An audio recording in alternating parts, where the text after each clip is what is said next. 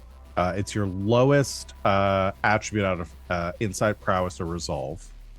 And you're looking at that far left column and how many pips you have in it, whichever one you have the least amount of pips in, and you're rolling that many dice. There's a button on the sheet that says Indulge Vice. Oh, is Also. there? Mhm. Oh, lovely. It's right under the line where you write your vice. They built it in. Oh, nice. Yeah, so you can just click that too if you want to just do that on Oh yeah, Roll20. indulge vice. But you can roll manually too if you did. So who and then you can adjust everybody's individually, right?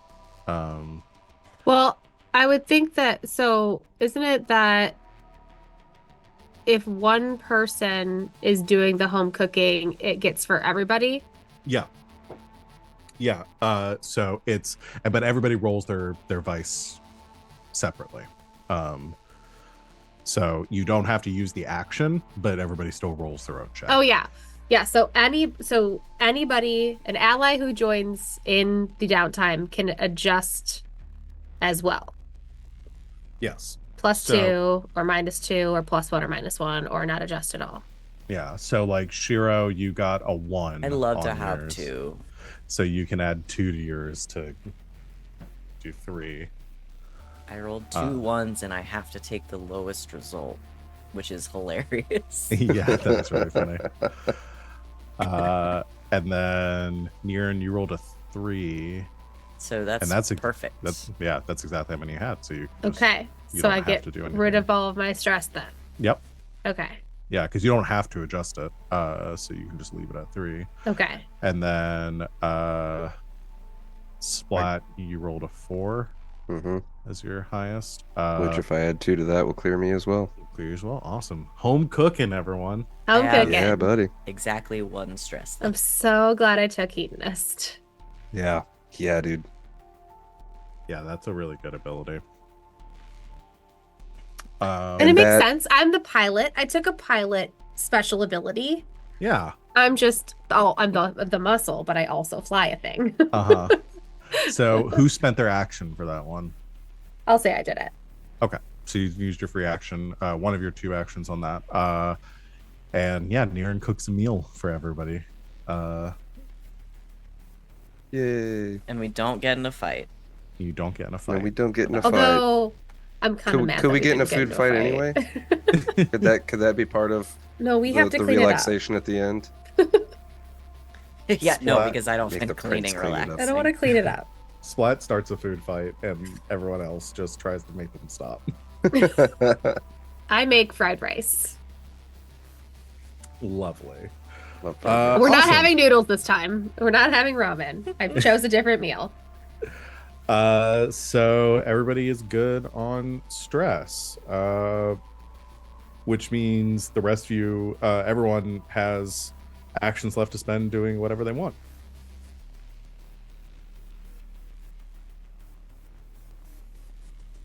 I think I know one of mine for sure.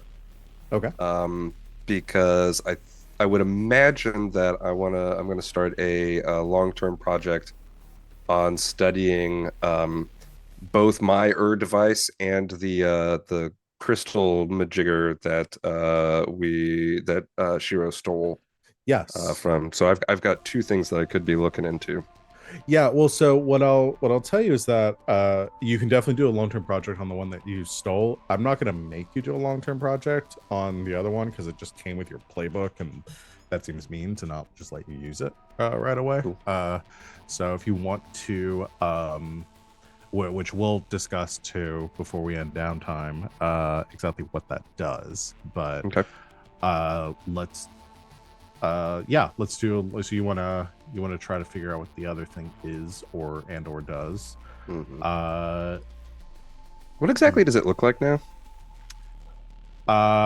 It is a I don't think you've opened it. It was a box that was like glowing from the inside.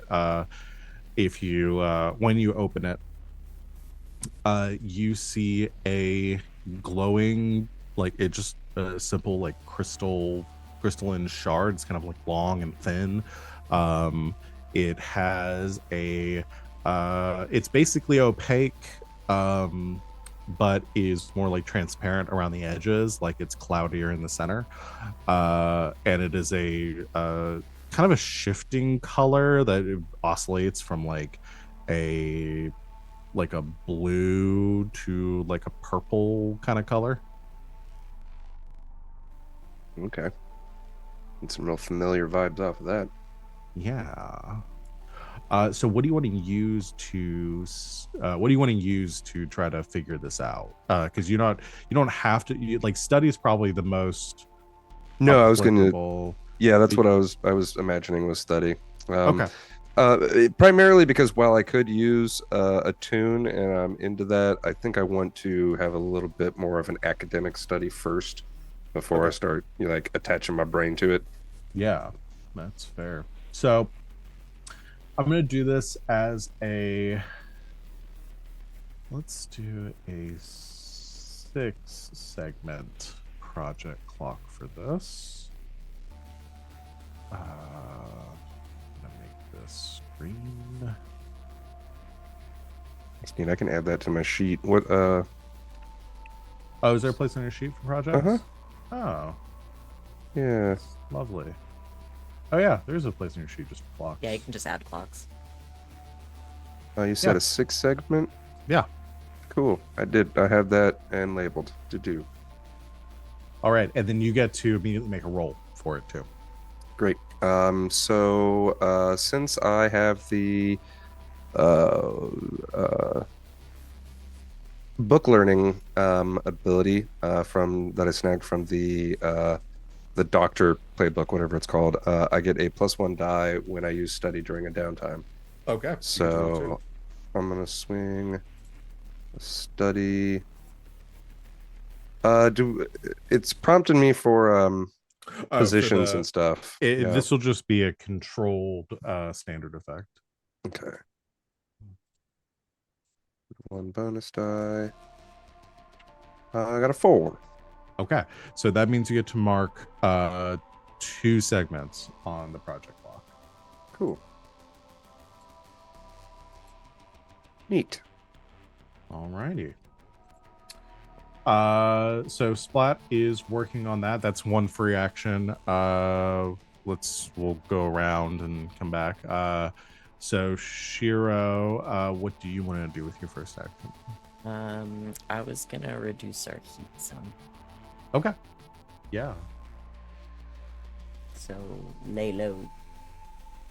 All right. So lay low. You go and hide out in another system, which y'all can easily do. Say what your character does to reduce heat while hiding, and roll an appropriate action.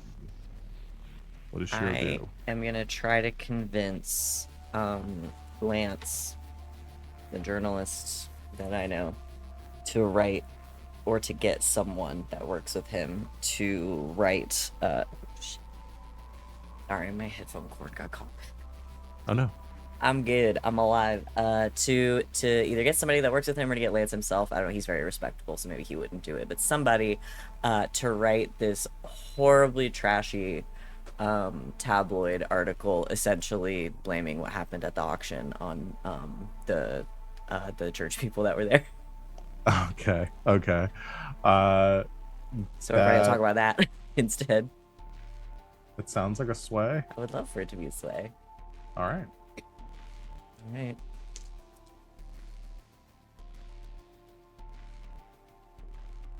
I rolled a 6. Okay. I actually rolled a 6 and a 5, but so with a 6, you get to reduce your heat by 3. so we're down to 2 in this system. Yes. Oh wait, hold on.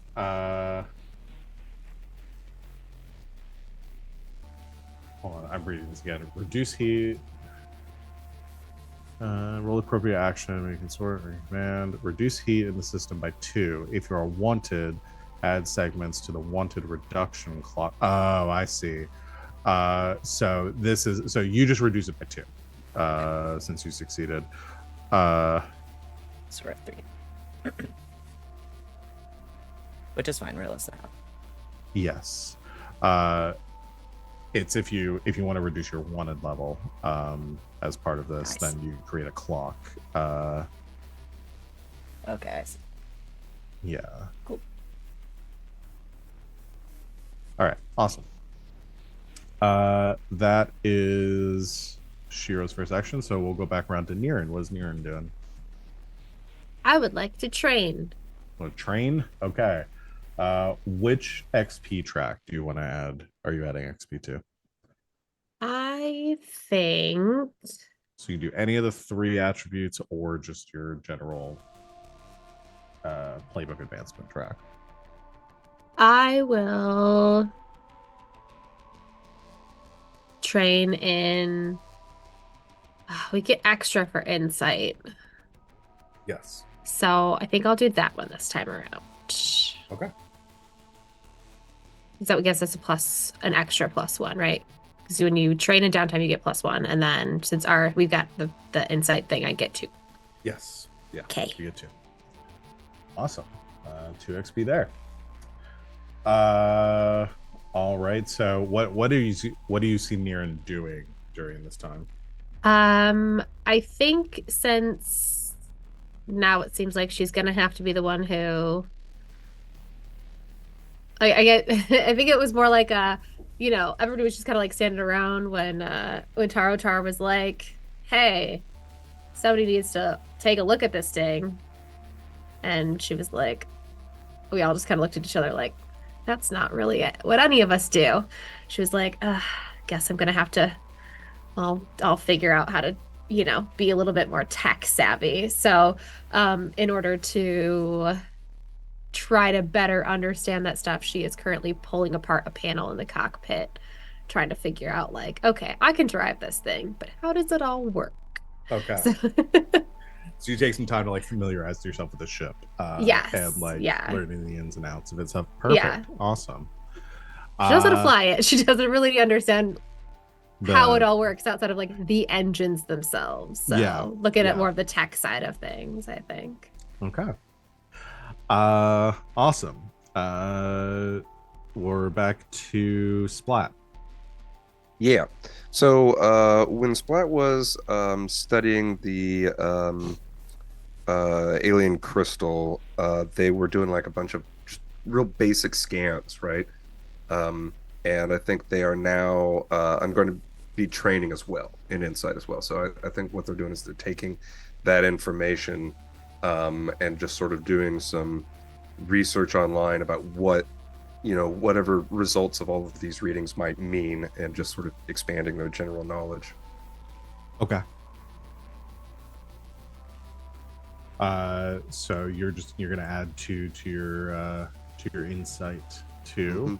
Love it. Because I kind of think if we had been playing the system from the beginning too, that's kind of what Splat was doing in the last like downtime segment y'all had, like at the more of like learning pop culture and kind of learning about how to human. So I love that. Great. Last up is Shiro. I am also going to train. All right, what are you training? I'm going to train my resolve. Okay. Shiro goes to a bar and picks out some targets and makes a list and makes a deal with himself that he's gonna convince each one of these people to let him buy them a drink, but he's not gonna take the same tack twice. Okay. So you're training your flirting. Yeah. I love that. That was Awesome. Shiro trading this flirting for a reason. Yeah, I get XP. No other reason. Nerin doesn't understand flirting joke. Maybe with a little more insight, she will. If the ship flirts with her, Nerin will know. That's true. Just for the XP, no other reason. Perfect. So that is all the free actions that everyone had, you can make the choice to spend cred to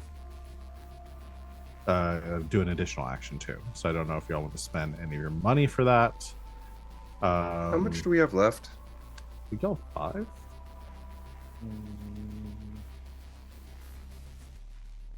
No, 7. Yeah, I was gonna say we spent 1 on home Yeah, we just cooking. spent. Oh wait, we spent 1 on home cooking too, so 6. 6. Oh, right, because y'all had something to start with. We had 2. Yeah. Yes. Got it. Yeah, we had 2. We got 6. Then we spent 1 on upkeep and 1 on home cook. So we have 6. Got it. I don't need to do anything else, but No, I'm good. you guys can. Yeah, I suppose keeping a good stockpile of creds is a smart thing. Because 6 is a big score. Yeah, it's and pretty if big, and if yeah. we get another like good load, like more, we can spend whatever our overflow is next time. Yeah, that's true. I was double checking too if there's an. So I was trying to remind myself how the ships work with like modifying them too. If that's just something you get through leveling up, or if you also can spend cred. I thought I remember there being a system for spending cred to like upgrade your ship. It would make sense. Seems like the other thing you need to upgrade your ship is the money to afford it.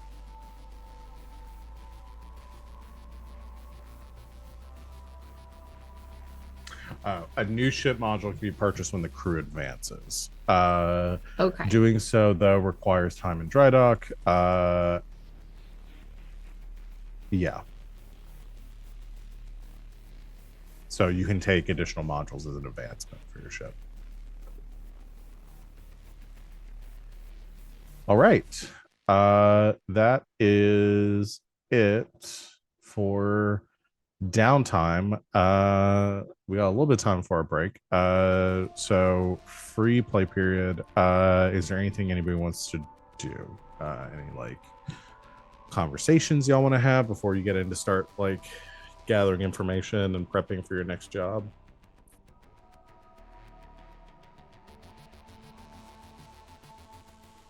What's the prince been up to? So we're gonna say like a couple weeks now have gone by, and I think at first during the actually I'll just do a fortune roll to see how well he's acclimating to your lifestyle here. I'm gonna give him 2 dice. Oh, I rolled them separately. That's a 6. He's doing great. I think there was a bit of like a rocky start during like the first few days when he realized like, oh, this is just a tiny ship and I don't have everyone just cater. I think the first time he walked into a room and just like threw a item of clothing on the floor and nobody picked it up for him. And he had just like sat there for like a couple days and he realized like, oh, nobody is going to do this for me. And the 6 is him realizing nobody's going to do that stuff for him. So I think he starts to be kind of, I think there's that awkward part of like, you know, and again, nobody's cooking meals or like doing laundry or like any of the other stuff. So I think he probably has to ask a lot of questions. Like he's like, I'm hungry. What should I do about that? It's like, how do I get food here? And there's a little bit of like You explaining. make it, sweetheart. I And think then- Splat, kind of having had a lot of these same questions recently, and having to, is just like really eager to explain to the prince how this stuff works. Yeah. I love the image of like Splat being like joined at the prince's hip, like while he's like figuring out how to like survive on his own. All of a sudden they're there and they're like, "Oh, And like, here, this is how you make a coffee. It's right here. You push this button." and I think too that they try to kind of bake into those lessons of like how to do stuff is, like rewarding yourself afterwards. So it's like, okay, we got to do the dishes first, but then afterwards, you and I can go play Sonic the Hedgehog. Yeah. And I think like so probably in like the first couple of days too, it was again a real strange like shift because it wasn't just like a wild sex party the entire time. Like he kind of gets on, like everybody gets down to business and is like doing their training and working on the ship and like relaxing, and there's home cook, and it's like everything's just a little more like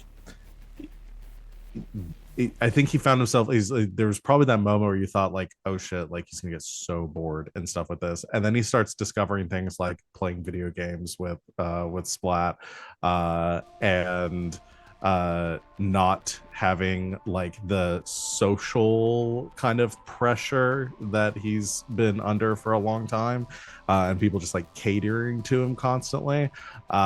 And I think there is still some of that. Every once in a while, there will be some where like he leaves like dishes out and stuff like is a little bit of a slob.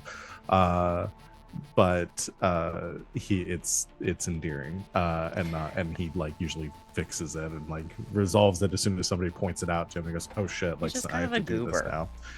I do like the idea of him like walking into the kitchen when we're doing the home cooking, and Shiiro just like takes a cutting board with like a single vegetable and a knife, just like sets it down in front of him. It's like, all right, here we go. He sits down at the table like he's going to be served, and you put the cutting board and knife, and he's just looking at like the carrot and the knife, like. And he just starts like slapping the carrot with the knife, like expecting something to happen. Just like stabs it. Turn it. That's the sharp side. Nerin comes over like with a cutting board next to him and is just like just like give him something to aspire to. But I think he picks up on stuff. You can tell like he definitely has some like he is skilled in certain things, just not practical things. He's not stupid, he's just a goober. Yeah. He's been catered to his whole life. He was the CFO of a business. He didn't know how to take care of himself. He's learning. And he didn't run said business into the ground, so. What kind of skills does he have? Like, is he like a sword fighter or an acrobat or skydiver? Like, what's he excel at other than drinking and flirting? I mean, he definitely excels at drinking and flirting. But the fashion. But as like practical stuff, he does have a doctorate in finance from one of a prestigious it is a real galactic university. Yes, it is a real. It's like like a Harvard or like an Oxford kind of situation. He Space Yale. He went to Space Yale, and talks about that a lot in his time in uni. And does he call it uni? Yes, he does. That's cute. Was he in some secret society there? No, he just turned English last episode. Yeah, he just turned English last episode. In case you guys forgot. And we're carrying forward with that. He was doing the Maverick voice during the first time. Yeah, I do remember that. He took some acting classes when he was at uni, but he has also been trained in several different types of martial arts that he holds black belts in since he was a kid. Like again, we're talking like if we're equating this like Dune universe, like he was like trained in like some like military aspects of his family and stuff too, and Kung and Fu all that. accountant. Yeah. I imagine at some point him and Nerin start sparring. Yeah, I mean he's had to be trained to like fend off assassins and stuff since he was a kid. So he's very good. So, Nerin and him spar for a while, and then when they're done, Shiiro is also gonna spar with him because Shiro's gonna teach him some dirty fighting. This is not your daddy's martial arts, baby. Oh, dirty like underhanded fighting, Yeah. not like dirty fighting. It could be that too. No, like so the next time he spars with Nerin, he's like going for her ankles or like got pocket sand or some shit. he tries to throw a pocket sand at you, but forgot that he had put his pants through the wash. So it's just like a pocket A clump. a pocket clump that just like Beans hits you her in in the the head with a forehead. dirt clod. Okay, cool. She's just standing there, just staring at him, like There's just yell, something- like just looks up towards like I'm imagining like in Firefly, like how there's like that like up like rafter area where like there's like the down Yeah. like the down part of the cargo bay and like up is like there's like rafters that like leads other places. I'm imagining like Shiiro just sitting there watching him throw a dirt clod at Nerin. Nerin looks up and just goes, Shiro, I swear to God. Close enough, buddy. You're getting it. I forgot that water does that. Right. Forgot that water. I just sort of thought that I forgot that water was involved in the cleaning process. And when it did that to sand. Remember to take it out of my pocket next time. Always I think replace s- your pocket sand before a battle. Shouldn't need pocket sand for a battle. No, but it's fun. Splat extends the bucket of popcorn. I think Splat descends from the very ceiling next to Shiro on those rafters, and yeah, like extends out the popcorn and says, "Does this mean we're not the baby of the crew anymore?" I think it does, pal. Woo! Well, now you're the middle child. The prince Wait, is gets that put bad? on his ass. We don't know why, but we just get a feeling that's bad. Did you watch those episodes of the Brady Bunch I told you about? We haven't got to it yet. It seemed weird, boring show. No, it's a weird, boring show. I'm just kidding. Is it vastly no? Okay. No, you're fine. But should we be aware of this middle child syndrome? Are we gonna die? Someday. Oh God. Not from being the middle kid, though. If you don't guard your left, you're gonna die tomorrow. As you spar downstairs. They gotta with the become prince. aware of their own mortality sometime. Mm-hmm. What a better time than like a month into your existence. If they know now, they can deal with it.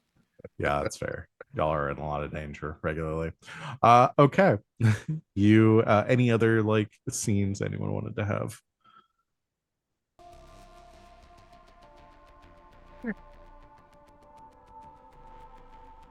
No, we got a sweaty training session with the peanut gallery. I think we're good. Okay. Well, let's go ahead and take our break here. And then we'll come back and get into planning your next job. This feels like a good place to do that. So thanks everyone out there for watching. We're gonna be back in just a few minutes to continue our session. Recommend you do break stuff too, drink some water, stretch, eat a snack, whatever you need to do. We'll see you back here very soon. Until then, stay tuned. And welcome back, Internet. Thanks for hanging out with us while we took our break. We're going to jump right back into things. But first, we forgot to do one thing, which was Splat has a artifact that we had to actually decide on how it works. So the artifacts are precursor artifacts are like a mechanic of like like the closest this game gets like magic items kind of basically they're weird artifacts that let you do that create effects that kind of border the realm between science and magic. Examples in the book are like the light blade, which is kind of like a basically a lightsaber, allegedly. Is the cloak of the night, which lets you walk through solid matter, like that kind of stuff. So we were talking about it a little bit. Basically the way that it works is when we're creating it,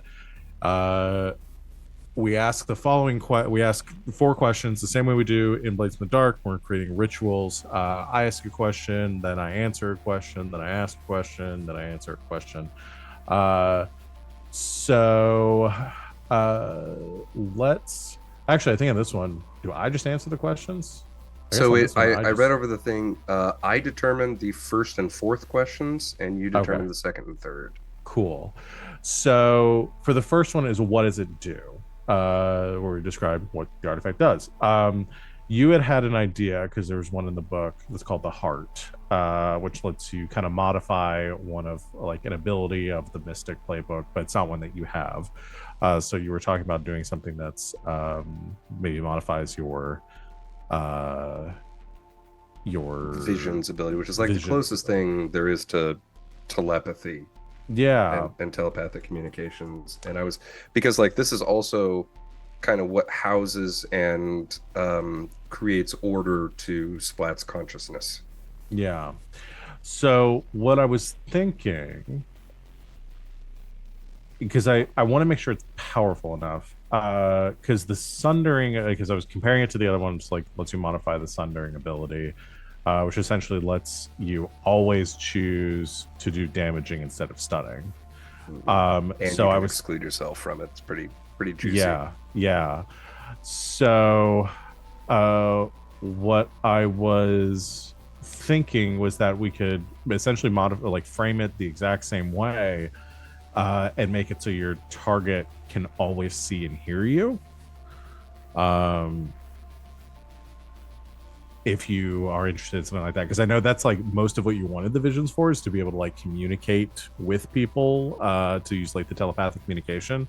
So I think that all kind of lines up because it gives you a more consistent. So basically, you would only spend one stress, and you can see and also talk to the person that you're communicating with. That sounds great to me. Does that so like interest you? that one extra stress upgrade that you can do with visions is just free for me. Yes. Yeah. Cool. So your target seeing and hearing you would be 0 stress for you. You don't have to spend anything on that one. If you like that, then I think that's what we can go with. And so if I'm looking at the rest of this one too, so the requirements for like the heart is implantation in the user's chest, replacing their actual heart. I was kind of debating on how we frame this for you. Right. I was thinking of calling it the mind or the brain. Yeah. Now, replacing an organ on Splat doesn't have quite the same level of consequences as it does for pretty much anybody else. Yeah, I mean, we can just yeah. I really can't think of a good like requirement for this, because that's mostly like flavor, and this like the requirement for the heart is mostly flavor, because it's not going to have any mechanical requirement or benefit. You don't have to make a roll or anything. So I think it'd be the same thing where you just say like it functions as Splat's like core. If we're assuming like is this core is the artifact that we're talking about. And I think it's equally, because there is some quote unquote consequences to it, right? Because if the heart replaces your heart, you can't be without it. And I think in the same way, Splat can't be without this. Can't be without the brain. Yeah. Yeah. I'm cool with that. So yeah, we'll do that. Glitch. Again, for the heart, it's over time your body will warp, which is also not for Splat a huge deal. What I was thinking,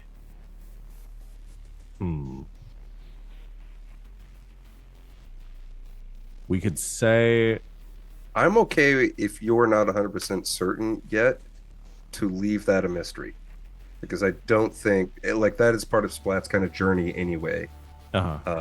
Is figuring out what the hell they are and what that means. I was thinking the glitch is like basically the thoughts and memories and personalities of the people that you are connecting with gradually start to bleed into your own. Is kind of what my thoughts on the glitch there. Chef's kiss. Cool. The look, you can decide. And the last one is so the last question for you is like, how common is it? I think it is not unique, but I think it is like rare or very rare. I think so too. Yeah. Cool. Well, there we go. Neat. Now you have it. Awesome. So we've got all that squared away, all the bookkeeping done. Y'all Sorry, have... I'm just imagining that episode of the Magnus Archives with all the students holding the hearts and being like, "Well, this is what it looks like when a human heart beats. No, this is what it looks like when a human heart beats." And it sounds very silly when I describe it like that, but it's truly horrifying.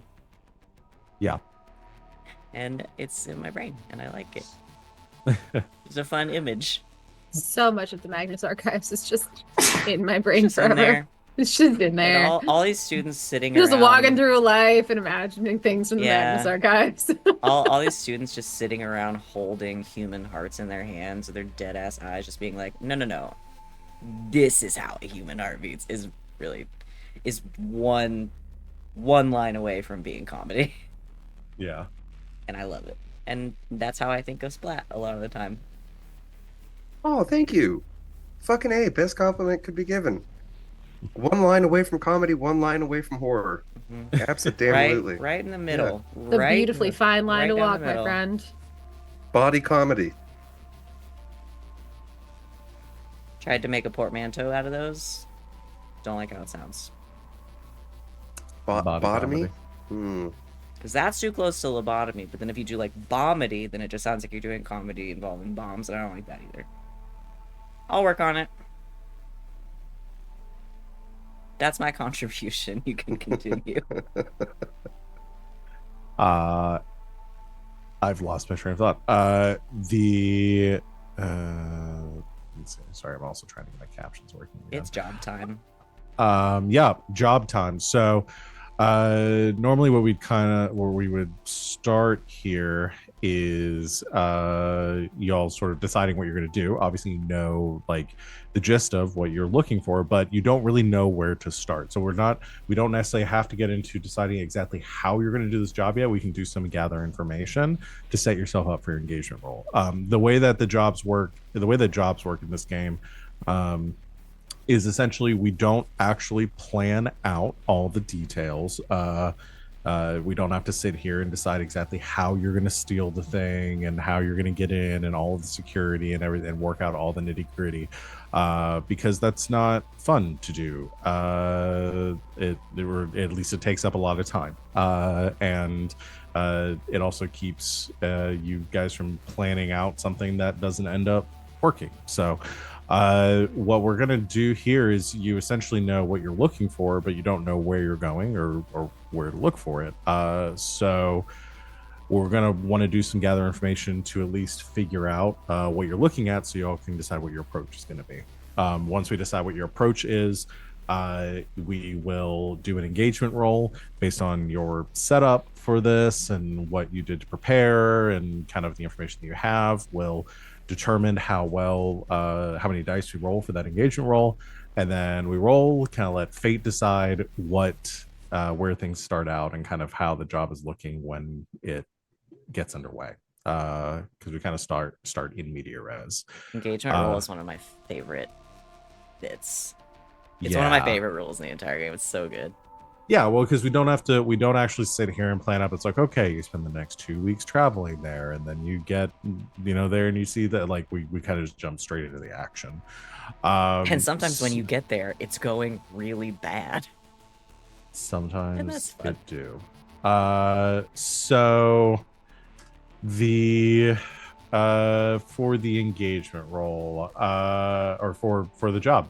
So what does everyone do? Getting ready for this mission. Do we pick an approach in this one, or is we do do that later? I want to go ahead. So normally we'd start with the approach, but y'all don't even know what you're approaching at this point. So I want to let y'all have a chance to gather some information before we get into our approach. I could do some asking around. Poke some I'm contacts. really only good for scaring people and telling people what to do. So, contacts, probably not my thing, unless you want me to contact an assassin. Just assassinate some super rich It's- warmonger who look, has an I awesome had a really computer. fucked up childhood, friends. Okay. Yeah, Okay, so we- I'll poke around and I'm not see the if one I who has friends in places that can get information. see if I I'm can't the friend you convince call if you anybody. need somebody taken care of. If mine goes bad, I'll just have you threaten them. Okay, so I was finishing out typing up the artifacts during a little bit of that, so you'll have to forgive me. But so mechanically, we don't know what the job is. We're just sort of making general preparations that we then. So you need to figure out what the job's going to be. Gathering Because information. Okay, so we're gathering info to figure out. Okay, gotcha. normally Gotcha. kind of with the way this game works, obviously y'all have a little more of like a lead here, and this is a little more like linear than the system normally runs. But normally what would happen is y'all would get to decide like whatever you want to do next. Like the world's your oyster, you just get to decide like, you know, what kind of job you want to do, who you want to go after, what you're looking for. Right now you know what you're looking for. You know you're looking for this data miner. But I've watched so many episodes of Hearts of Stone. I don't know why it's so hard for me sometimes to No, it's translate okay. this into It's It's We've really got- hard if you We're haven't put at it into point A. practice. We need to get to point C, which Mhm. is going to be unlocking said piece of information. And point B is getting the data miners we can unlock that information. So we're on B currently. yeah, so y'all just need to decide and figure out who you're going, because you've heard that these things are very rare and they're kept by you know, group like these are more like governmental organizations that would have access to something like this, or extremely like black market like criminal groups and stuff. So I have you a would specific idea then. And I think Splat might go to Nerin for this one. Because Splat pocketed Boric Fulsador's data pad. And I feel like somebody might be able to hack into that and maybe catch a thread somewhere there. That's He's good idea. he's a Gentech board member. I'm sure he's got contact info for lots of people. Give me the names. Maybe some specs for some facilities that might have said data mining equipment. He wasn't just a businessman; he was a scientist on top of it too. So yeah, could well be. Indeed. It's a good place to start. definitely. So Zephyr, you busy? you want to reach out to Zephyr again to try to get this information through about like if you're trying to hack into this data pad, see if you can find anything there. Unless one of you guys wants to do it, I'm shit at insight. I have a 1 in hack now. Since we retconned. So if it's a hack roll, I got 1. But I'm better at punching people. I Up to could you. offer to Zephyr to role play out their like do some videos to role play out their Disney fan fiction that I'm sure they have. Like no holograms included. It's all actual live action. That gives a whole shapeshifters existing really sort of changes the concept of a one-man show, kind of fundamentally, in a way that Okay. I wish was real. So really the question And I here wish I could is do. for this I'm gathering for we're My gonna brain do, is reeling with the possibilities of this.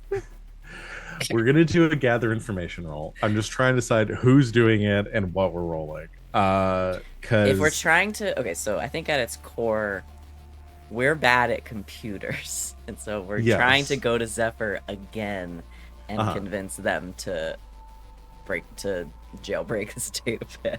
yeah, so it sounds like a consort role if you're going to an ally, a contact to try to get assistance from them. Can I So do we could- a setup with a tune with that offer? If Zephyr with if your- Zephyr accepts that offer, Yeah, you could do a setup action for this, like, you know, greasing the wheel here. So I'm very good with that. So yeah, so you're offering to do this fan Or Or just just a fic. fanfic. FaceTime them as Goofy every once in a while, you know. Yeah. If Like they a ever, little personal if they're cameo feeling service. depressed, if Zephyr's feeling depressed and Uh-huh. wants to fucking No, I hit like somebody that. up, like, yeah, absolutely, I'll answer and I'll talk as Goofy for 20 minutes, and that's If they want on a sad day, a little pick me up from Mickey Mouse mhm, or mhm. Goofy or Pluto And hopefully none of their or a requests Disney get any weirder princess. than that, because And that's why when we do role play, we set boundaries before. yeah. Because some So people want to fuck Goofy. Look, slut is not your kink dispenser. Yeah. Hey, mom, don't ever look up Rule 34. Your mom fucking invented Rule 34, pal. Don't you? No. Mom, definitely don't look up Rule 34 now. I'm not kidding. Do not look up Rule 34. the more you say it, the more I'm guaranteed that your mom's gonna look Oh, it up. no. Mom, trust No, me. I don't work for the do it. government. Don't do it. Don't do it. Okay, so let's. Sorry, I just want to be clear. I was referring to Nerin and not Sita's actual mom. Yeah. That's Just good in because case. my mom is a fucking saint, okay? Just in case. I don't want to disrespect your real life mom. All right. Yeah, you would do a This setup mom. action for that. So Mommy, let's not mom. do. Let's do. You can do an attune roll. Yeah. I'd love to. And this will just be risky standard. Risky, standard, no bonus dice. Go. I got a 3. A 3. Okay. I'm gonna say with it, it's not gonna have a penalty here. The penalty is that you don't get the benefit of the setup action. But I think she's, after seeing it firsthand, the horror. I think she's a little put off by Splat, and seeing you unhinge your jaw to pull that data core out of it, and then transform into Goofy in front of her. She's not into vor. Okay. It's definitely skeeved her out a little bit. She's like, no, I appreciate the offer, but no, I really don't want to see that. But you're Shiro, you're trying to convince her of to hack this for you. So Yeah. if you want to do a consort roll. Could I potentially do a sway? Since this is less of like, because I feel like we like know Zephyr at this point. Mhm. And this is less of like, hey, I'm coming to you specifically for a job. Like we've already come to her for the job, and this is just like, hey, can you help us a little bit more with the setup so we can get your damn computer? I already promised you. Okay, I'll allow it. Yay!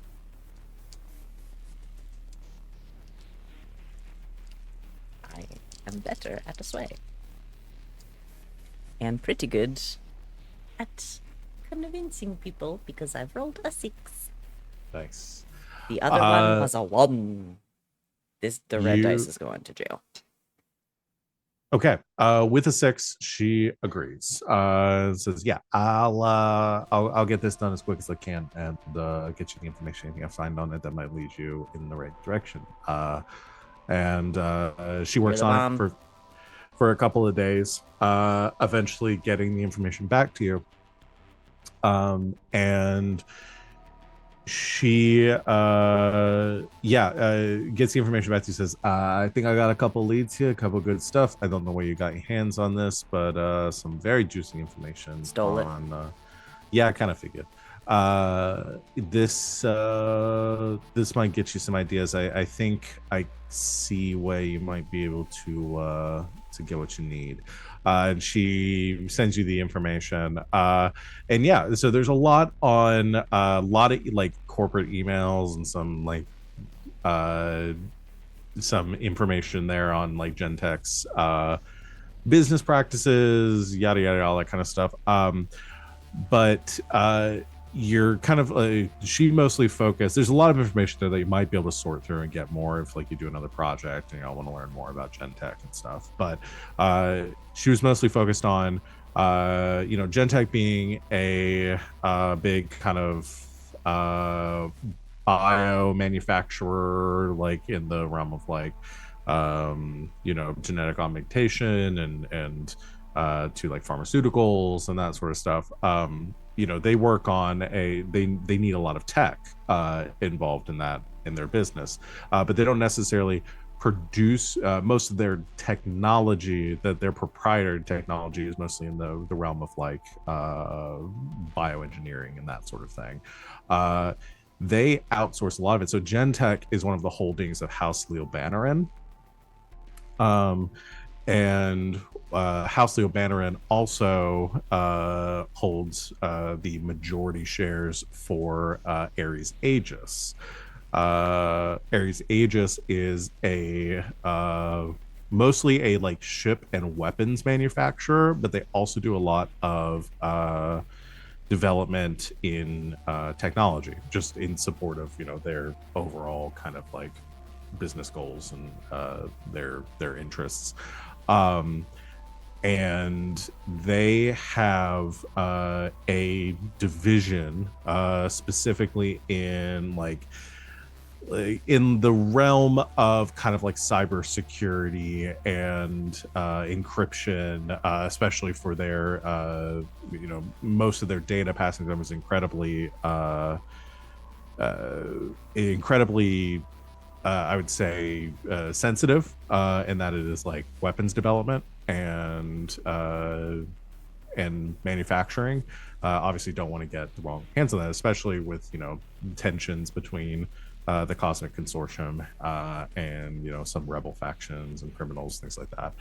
So they do a lot of encryption, and they have a department or a like a facility specifically that handles all of their encryption and decryption for any of their like transmissions.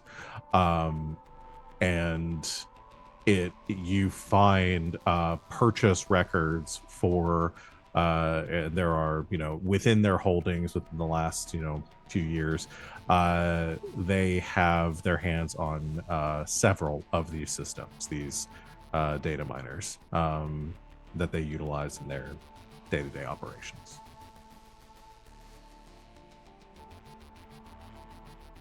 Claim this.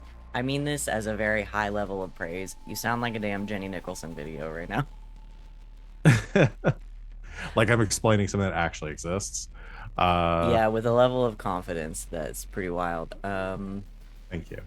You're welcome. I GMing is just explain lying this. to your friends about things you're making up on the spot. In a hot way. In a hot way. Thank you. Yeah, I tell everybody this. Hello. Information. So I figure they've got several. They won't miss one, right? Do we have the locations of said places that these things are located? Yeah, you do. Sure do. So the facility you'd be looking at, the like headquarters for Ares Aegis, is in the Styrock quadrant within the House Leo Bannerin's sector of the galaxy. They have many stations there. They have you know manufacturing planets that they use to make their you know destroyer class starships and you know other both like mining the resources that they need and manufacturing the parts. Most of their like they make the parts essentially like on planet and then they ship them out into space where they have their stations that they manufacture the like destroyer class vessels in space because they can't move in atmosphere. They're not designed to travel in atmosphere. so they're kind of spread out, but they have, a lot of influence and like distribution networks through this quadrant. Their intelligence hub is located in a asteroid field on a near like a gas giant planet near the kind of inner, like the middle sector of the quadrant. So it is a location that, like I said, is several facilities that are built into this like asteroid field that are kind of bound together through like transportation networks that like run between the asteroids. But their intelligence hub is where most of the stuff would be located. Now, does our information point us to the idea that we would need to hit this information center, or we might be able to intercept a data miner between manufacturing and destination? So the data miners that they have requisitioned, it looks like they requisition like with the high volume of data that they're working with. They do go through them pretty regularly, but they're usually replacing one like each cycle. So it's like not you'd be waiting.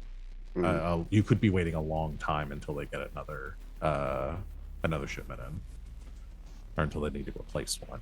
But once they do need to replace one, they usually get pretty quickly. How difficult might it be to falsify a request for a data miner? That's a good question. That's probably something that we want to do a gather information roll for. That's a lovely idea. I like where you're going with this. I do like where you're going with this. Cool. Okay. Well, I say like, but I mean love. Thank you. I don't. Splat can posit the idea, but I don't think Splat has the. I don't think you want Splat trying to figure that information out, unless I could use a study roll.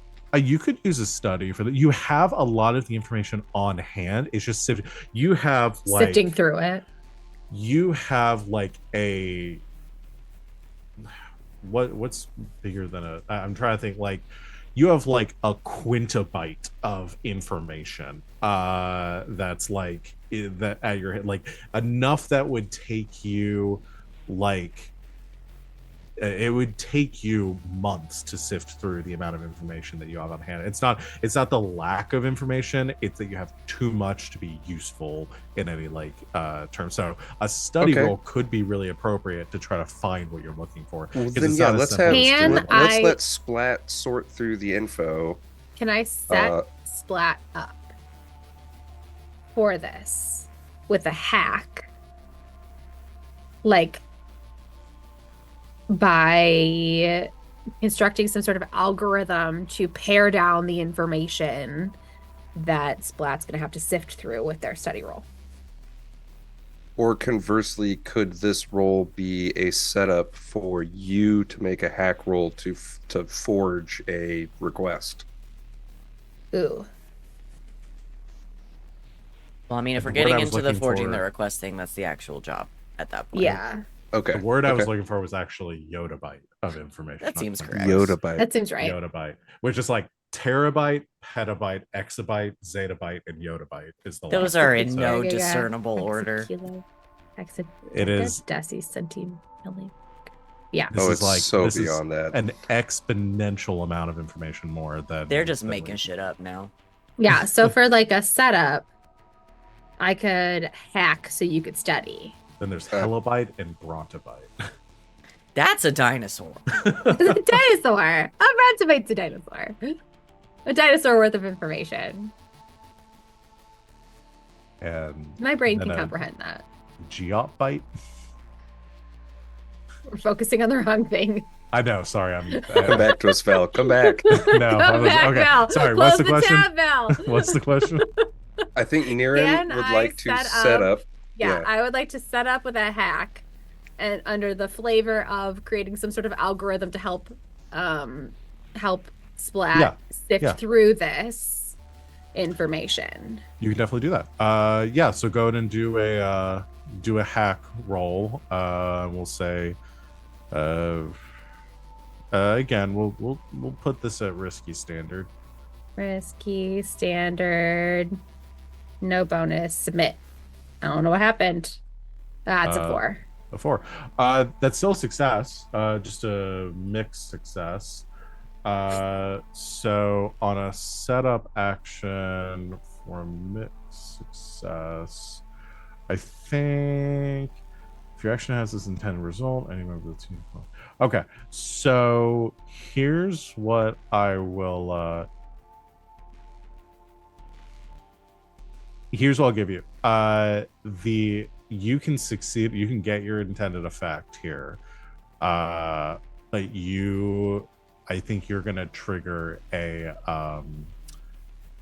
This is still on some sort of network, and even though you have access to this information, you are probably going to raise a couple of red flags as part of this. Okay. So there may be some alerts surrounding the information that you're pulling right now. Again, I'm not saying the consequence of this is so severe that the entire plan is botched, but there's probably going to be some. It's going to like some comptroller that is like off duty and eating dinner with his family just got a ping. Yeah, they need to. Or some like, I mean, they probably. God damn it, Gary! It's Brandon's birthday.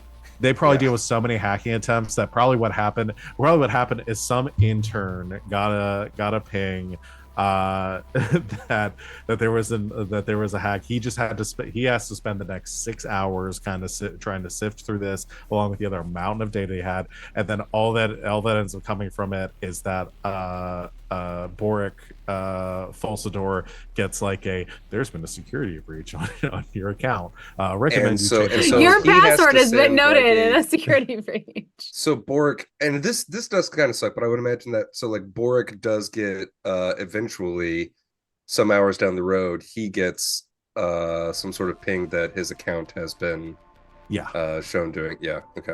Not that y'all know this, but that essentially like there's a little bit of a story. Like he knows his data pad went missing, now there's some sort of thing there. So again, that's the consequence that I'm throwing that there in the ether.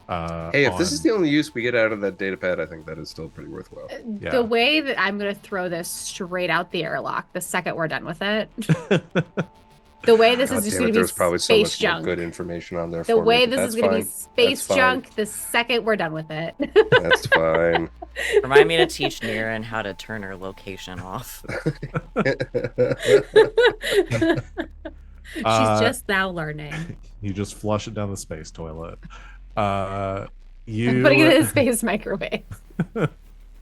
By the way, all devices that we don't come up with fancy names for are just space whatever. I mean, we could just have a microwave.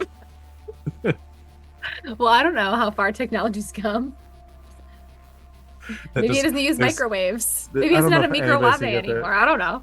There's a bit from the Dragon Ball Z abridged, where it's like and it's like, you owe me a space soda. We're gonna go to Spacies and get a space soda after this. I watched so much of that show. That's actually my primary exposure to DBZ is through Abridged. Honestly, and to this day, all I can remember is Muffin Button. Muffin Button. So you guys sound insane to me right now. Same. I don't understand, but I'm gonna go refill my wine. I'm listening now. If we're not talking about Vegeta, I don't want to talk about it.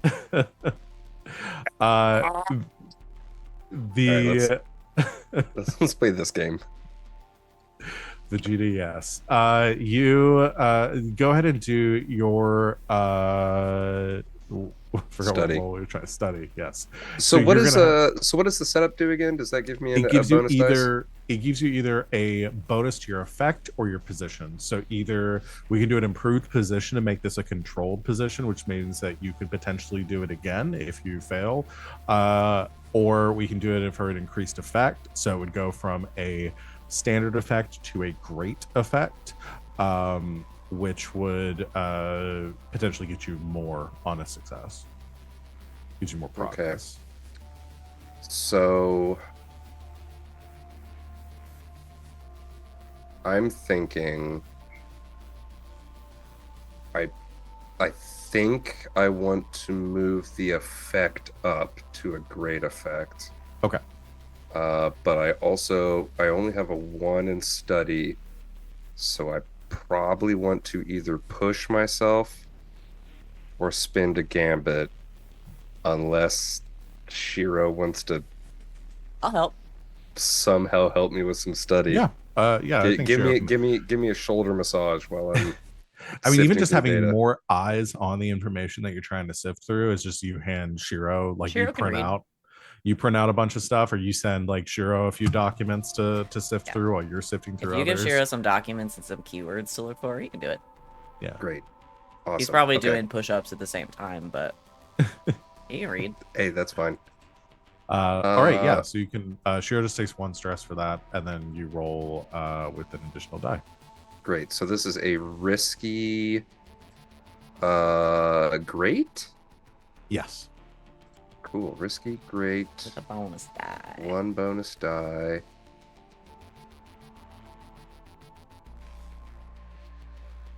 Do I take a gambit to bring it up to 3 dice?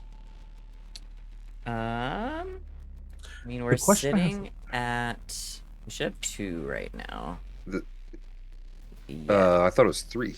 No, I think that had reset. Oh. It keeps doing weird stuff. I also have a document where I'm keeping track of it because the sheet was being weird last time. When does it reset? Does it reset at It's the at end the of the start job? of the job. At the start of the job. Yeah. Well, Yeah, we so I- haven't So I used guess- I'm trying to decide whether your gambits have reset at this point and we are using them for the gather information, or if we. I think that's up to you. I think the most. I think the fairest way to do this is to say that they are reset at this point, but you are on your gambits for this job now. Yeah. Okay. This is all part of this job. So then we have 3. that would make sense to me too.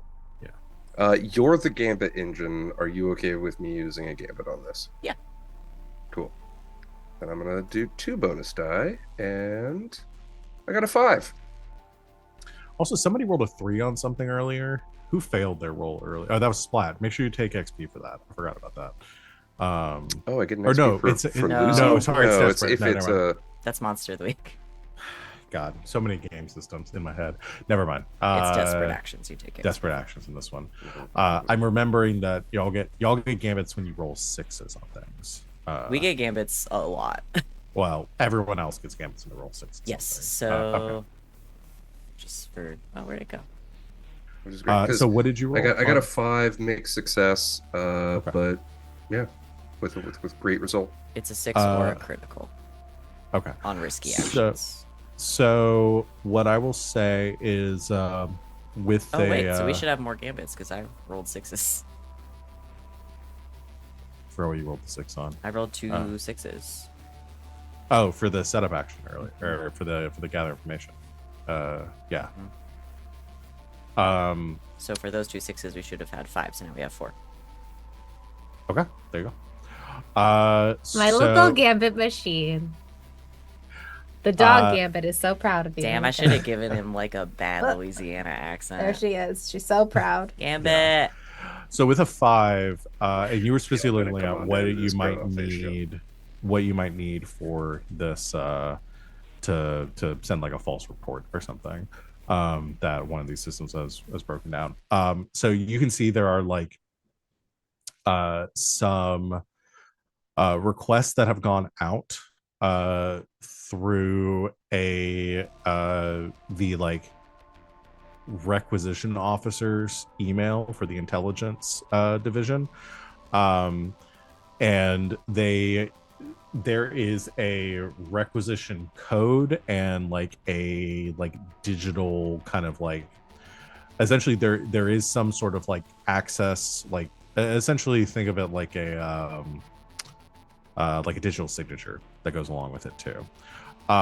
So to falsify one of those, you would probably have to have access to that requisition officer's either their computer or their systems in order to make that request.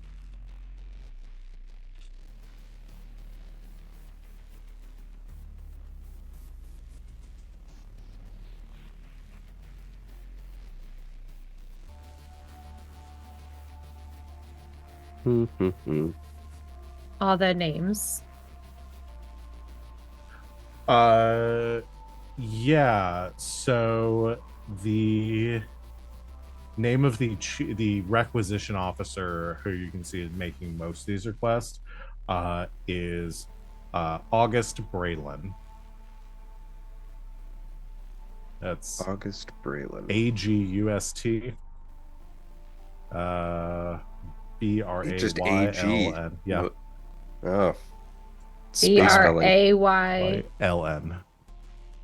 Oh, They we're have missing. millennial We're parents missing for some sure. fucking consonants. Say the last name again. I'm sorry. Braylon. I'm sorry. Spell. I meant BRAYLN. Yep. Okay. Yep. We're missing consonants, or we're missing vowels. Sorry. So you got plenty of consonants. Yeah, too many consonants, not enough vowels. And this is the requisition officer for and which company? I'm trying This to be is better about Ares. taking This notes. is Ares Aegis, specifically their intelligence division. Ares Aegis Intelligence, which is all under House Leo Bang.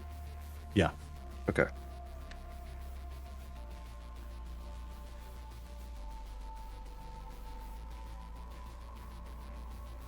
Okay. Let me find him and I'll punch him. Yeah. So you have a name, you have a division, you like have a target at this point. So I think that's unless there's any other like burning questions that you feel like there's a big gap that you need answered right now. I think we're probably good with the gather information currently. So what we have to decide right now is we have to plan the job. So you have to decide kind of what your approach is going to be. So knowing, it's this is a intelligence division for a weapons manufacturer, and you need to you kind of the general idea right now is to maybe falsify a request and then intercept that the shipment for this new for this replacement ZX8000. So the 6 options for how we mitigate this and like what your approach is going to be to completing this job is assault, which is to do violence on a target; deception, which is to lure, trick, or manipulate; infiltration, which is to trespass unseen; mystic, which is to engage mystic way or power, in our case psi power; social, which is to negotiate, bargain, or persuade; or transport, which is to carry cargo or people through danger. Is this something that we all pick individually, or we agree on as a this team? is as a group what your approach here is going to be.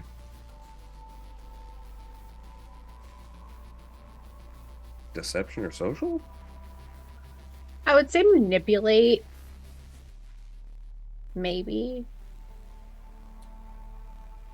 So that'd be under deception. Yeah. Deception. Feels like deception. It feels These like are on page- deception. These are on page 148 if you want to look at it. It feels like they're, deception. they're also listed on your character sheet too. Just underneath your load, it says planning and load. Mm-hmm. I think deception. Feels like deception to me. So what is the details, like what is your method of deception? Blackmail. I mean, we're falsifying these reports, right? And then we're gonna position ourselves to intercept. Well, but we have to get his credentials first, right? Yeah, so if you're planning on having this, this almost sounds like it might be a setup job and into a into your like main job, because that's another mechanic in this game is ones that seem like they're disparate, like there's two different things. We essentially do your first job, which is to set up things for the next one. So if y'all's first job is to try to find a way to falsify this stuff, to like get into the Ares Aegis facilities to be able to falsify this report using some method of deception to get in the front door, then we can do it that way. Is he okay? Is Like he dream scenario. My dream scenario for this job is like finding a way to either like get this guy's credentials or convince him to make a report. But easier way is just like steal the credentials in some way and then or like convince him to give them to us or whatever. But I don't love loose ends. So and then being able to like falsify this report and then intercepting said like, because again, getting into this facility and then getting into this facility again just seems like a lot. So well, I feel like we wouldn't have to get into it a second time because we could literally intercept the that's what I'm thinking. Is shipment intercepting in the space. shipment intercepting the shipment en route. I would love to in a avoid us way. having to physically go into the information facilities at all. Is there a way we could This is fish literally what this I guy? was proposing. Yeah. Can we just like catfish this guy and Let's then just- like steal his info because he Steal his info, fucked falsify up a and- report, and- intercept the Yeah, thing. steal his info, falsify the report. Like, so deceive this guy into giving us the information that we need. Okay. Yeah. We have 4 extremely Like Dan hot said. people on this ship. Surely one of them So basically, he like, will give his a tiny bit of personal info Shiiro out is for going to some do the heavy pictures lifting or on this something. fucking bullshit. And I'll just be there for backup. And Interesting. we'll So, study some shit. Are y'all planning on That's trying to smart. meet this man in person, or to try to do it like again, like you said, catfishing online to somehow get access to his data? Online seems a Either? lot safer, but if Nerin and or Shiiro are doing the heavy lifting on that one.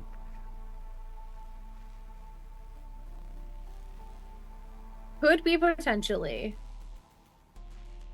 do some research on this dude, figure out where he hangs out, send Shiiro in to do what Shiiro does, Uh-huh.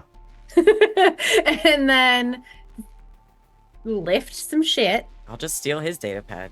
Just, Well, you know what I mean? Like, Because what I'm trying to steal decide here credentials. is like, this may just be a setup. You actually getting Yeah. what you needed to here may not need to be a full, Full job. We job. could just do a, Yeah. a setup action that'll No, I just want determine- to steal his Yeah. password. Okay. Okay. If your goal is to straight up steal his data pad, we didn't do this at all in the Star Wars 5e thing, but with Val's permission, could I shapeshift to be an article of clothing of yours to assist with some sort of like You wanna physical be my lifting of their vest? data pad? Absolutely, yeah. Or like a cute little, And then like, I can just a little like pseudopod fanny pack that just grows an arm all of a sudden and just grabs. snags that data pad and slurps it up. Or like, not, it doesn't even need to be the data pad. Could we just get like a key card that just we can scan to get all the information off of it? I don't know about you This guys. just feels but like I an know. awful lot of planning to me. Yeah, you're right. Yeah, we don't have to do this. Yeah. That's probably too much detail. We don't need to work out all of Okay. that. If it's a setup, then but it's not I a full think- job. I don't think for care if this- we do it physically or over the Yeah. internet. I mean, it just depends on what we want to steal. I mean, regardless, it sounds like Shiro's going to make a sway roll, right? That's what we're Yeah, setting. or- Our setup is to make is basically like we're trying to set it up so that Shiro can make a sway roll to convince this man to give us what we need. So I want what I want y'all to do here. So we'll do it as a setup, but I want y'all to describe to me, like I want a little bit of fiction for like how this plays out. like where so this can actually be the this is the setup, this is the first part of this job before we get into the engagement. So I want to know a little bit about like wherever, like how everyone is helping and what y'all are doing, so to catfish this man. I want to find his ass on a dating app. Okay. So you look into August Braylon and go through I know he's on one. Based on his name, I feel like I can pinpoint how old he is. Wow, what a you read. you I'm a millennial. I know my people. you spend some time going through several different dating apps. I need a name for a dating app.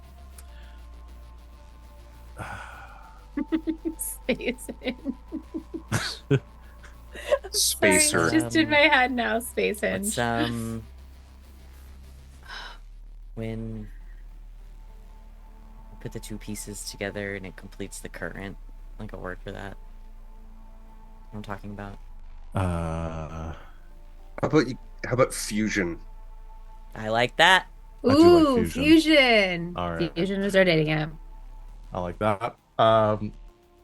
So you get on the Fusion dating app and you Which Shiro already has on his database. Yeah. It's just on there. you make a fake account. We're for- all swiping, looking for August. and you specifically set your location for like this near or within 50 light years of the Cyrock quadrant, and begin to search, putting into your profile the wanting interested in I heart guns. corporate employees, Just two bear arms next to each other. yeah. I know somewhere in there it says I know my rights. I don't know. I feel like he works for Aries Aegis, probably. Yeah. It's Lockheed Martin of this. Where he works as a requisitions officer for a weapons manufacturer. Yeah. Do you want to be the one to complete my circuit? I think Shiro writes that and then just like looks at Nerin and then just deletes it. You Just keep come hitting across backspace. Just keep hitting backspace. Too much? You come across a match for for August Braylon, which is what would his handle be? Think of a pun with August. I don't know, or it's just you come across Just his his name. profile. Yeah, it's just August Braylon. It's super vanilla. The picture on his dating Damn, app Andy's is, boring. the picture on the dating app is him on some sort of like, you see some sort of like tropical planet, like jungle tropics, and he's like in very short shorts and like a camo vest. Wait. Is he holding a fish? Wait, I just looked up really funny Tinder bio. Is he holding a fish? This is threesome. No thanks. If I wanted to disappoint two people at the same time, I'd have dinner with my parents. That's awesome. He is. There's some sort of like long, kind of eel-like space fish. Yeah, he's that exactly who I thought he was. That he's holding. He's wearing some like Oakleys. And Space Oakleys. has his space ball cap that is currently on backwards. I'm rethinking this plan. And you match with him. I want to go ahead. Andy's gay. As soon as you match, you get a text message or a DM from him within like a minute. Damn, August has notifications on. That's like just says, Okay. hey hot stuff, and it's got a like the sweaty smiley face and an eggplant. Just kidding. I just look at Nerin. This is gonna be fucking easy. Oh no. I send back the emoji of the eyes looking like Yeah. The eyeball. the eyeballs. uh and you two begin to message back and forth. All right, let's go ahead and do You don't want to play it all out? I don't want to play this all out. I really don't. Wait, I have so many other how funny often, creative Tinder Van, profile do you- things, guys. how often do you make your partner role play some poor, seduced, and or shitty pervert? Because I feel All like the this time. is a lot. Yeah, I feel like this is Just easily I'm the being... fourth or fifth time that Per- I've witnessed it in games I'm in. In my defense, I didn't invent this man. All I said was, "Is he holding a fish?" Val And I did the saw heavy where this lifting. was going. Yeah. All right, I want to see how You this conversation enjoy it. goes. Yeah, I enjoy playing perverts. This weekend, I'm gonna sit down with you and we're gonna craft this text thread, and I'm gonna post a screenshot of it in the Discord. That'll be a fun little piece of creative That's writing. awesome. Do you want to do that? Yeah, we could do that. Wait, this will go on our Patreon because it definitely You cannot have to pay go. me $1 for this. You have Chat, raise your hand if I- you'd pay $1 for that. Okay, we'll record it. We'll get on a Zoom call or something and record this because I want a commentary the Do a whole little time. We're gonna creative do it writing. like a TikTok where like it scrolls through and the AI voice is like reading Yes. out the. Except it's just me reading both It's just voices yeah. while you guys type to each other. Actually, just go on Rachel's TikTok in a couple of days. No, it needs to be. You need to do your Nerin cosplay, reading this as a reaction post, like reading through this text thread and putting this guy on blast. I'll do it. If they'll pay us, I'll do it. And by us, I mean you guys. I will literally make a Patreon just for this. And then I'll do a reaction to the reaction video inside a car with sunglasses on in the middle of. And the Yeah. camera's like a little too low. Yeah. You're just like looking off into the distance a lot and just like. I'll have one booger that'll be extremely distracting. Yeah, but you don't want to shoot the whole video again. Man, I gotta stop going on Reddit. I have one more really funny Tinder thing that I found. I don't know how it could possibly be funnier than the first one. Titanic. Sorry, that was a horrible icebreaker.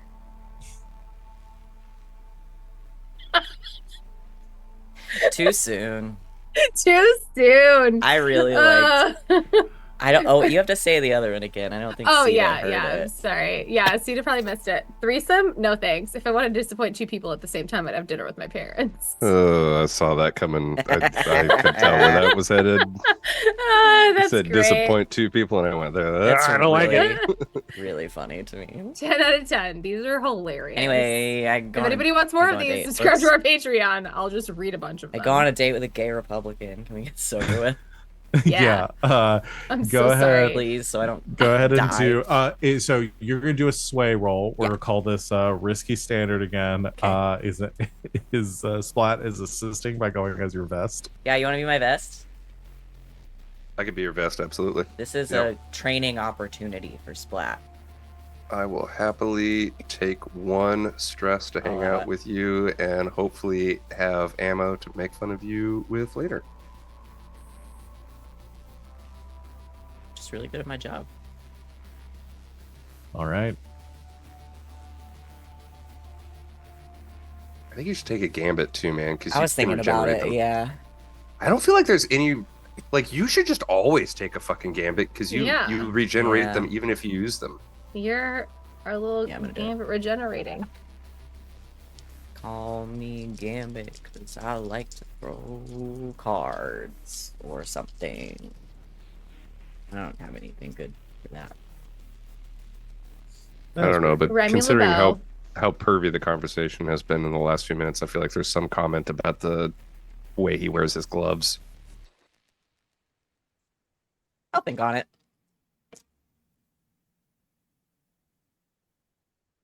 That's a 6. Get it? That's a 6. Means you get the gambit back. The red dice is out of jail. Yay! I mean, you don't have to put it under a full moon to And cleanse. yeah, just let me double check. Okay, 6 are critical. You also generate gambits on desperate rolls and may generate gambits even if you didn't. No, even if you spent a gambit. We have Yeah. So we have 4 gambits still. I'm so proud of you. This is a Okay. good little character build, and I like it a lot. It's great. We've got some great between- character builds yeah, you between the with 3 of your- us. With your gambit generation and you, me with my Nerin, stress murder. yeah, we can just get away with a lot. I want you to describe to me how do you go on a date with him to get like in person? Like, Does he you want to go on a date? I think with a 6, it's whatever you want.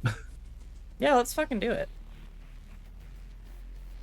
I think we could even because if I can get a hold of his data pad in person, I could send the requisition out and then repocket his data pad, like clear it Yeah, we out don't even have to take and it. put it back on him without him ever noticing. Okay. Yeah, Yeah, that's the goal. I'll even Send, let delete. him pick where we go. Ugh. we're So, going what to is the gun name range. of the sports bar? Charles Entertainment Cheese. Y'all are going Charles- to Twin Peaks. Oh, yeah. Do you know Twin Uh, Peaks? I don't know Twin Peaks. It's like Hooters. The joke it is Hooters? that It's like they're Hooters. the Twin Okay. Peaks Twin are Peaks. Yeah, I kind of Do you figured not that's where it remember was going. a million years The ago? Teton Mountains. Like literal years ago when I made that joke, and then I was like, "That's got to be a real place, right?" And I looked it up and was horrified to realize that it's a real place. Yeah. Oh wait, I was there's just gonna another say it was place. Space Hooters, but Yeah, no. it's Hooters. It's just Twin Peaks. What's the place that I used to like to go? Actually, the Tilted Kilt is the place Tilted Yeah. Kilt? that Shut actually up. had like decent pub I've food. been there. And they've got like freaking plaid tartan, just like well, that just Wow. sounds classier. I'd it be is about that. classier. It's way Kilt. classier. Yeah. The Tilted got- Kilt survived a millennia in this world. Those at least sound like outfits that would be fun to tromp around in. Yeah, rather they got than little just- kilt skirts. The food's Yeah. actually not bad. It's pretty decent pub food. I used to go It's- watch football games there. Bears games. Anyway, it's the Tilted Kilt, but it is a bunch of buff Scottish men Yes. wearing. This is a gay very- bar. Yes. This is a gay yeah, bar. this is a gay bar. Oh, I'm Uh, your kilt now. Come on, let me be your kilt. all right. If you wanna, you go on this date. He talks about himself the entire time. easy. Easiest Tells you date ever. everything about his job. Doesn't ask you a single question. I act fascinated in his job because I'm sure he's the kind of man who's extremely proud of it. Uh-huh. I Not consider that rolling it's a bad to fortune be roll to proud see of if your it's job, but if you're a requisition agent for a freaking weapons dealer, then maybe you should be a little ashamed of your job. and during the date, Splat, you swipe the his data pad and quickly put in a requisition for a replacement ZX8000. As you do, you submit it. You send it. Quickly erase the request being made, and Is there like a tracking code or anything to like track the delivery? Because I would like to maintain Tracking that number. piece of information. yes, I can say that you forward you get like a response back. It's like like an like there's a reply email automated back about the requisition, and that it gives like tracking information for the delivery, and you like forward that to yourself and then delete the inbound and outbound emails, and then slip that back in. Easy peasy. When I loosen the ties on his kilt when I do that. Okay. Splat understands the assignment. There's no reason why other than to fuck with them. Yeah, it's if you need to get out of a date, you need Splat. when he stands up, the kilt's coming off. Nerin calls with an emergency No. after the job is done. So the eel in the photo was a lot bigger, huh? You know, I think I'm gonna go. Just shut up. It's Less cold less here. grapefruit, more grape. He is incredibly embarrassed. I don't want to play this man anymore. There's no way I can make this man secretly endearing. He doesn't have to be. As he is embarrassed, and you go running and you flee the date back to the ship. On with the your, way out, I will specifically hand whoever was waiting on us a tip because I don't trust him leaving it on the table. Okay, yeah. And I yeah, also you don't can- trust that he's gonna tip.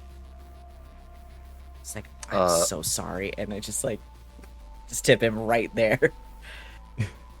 Because what 5%'s enough, right?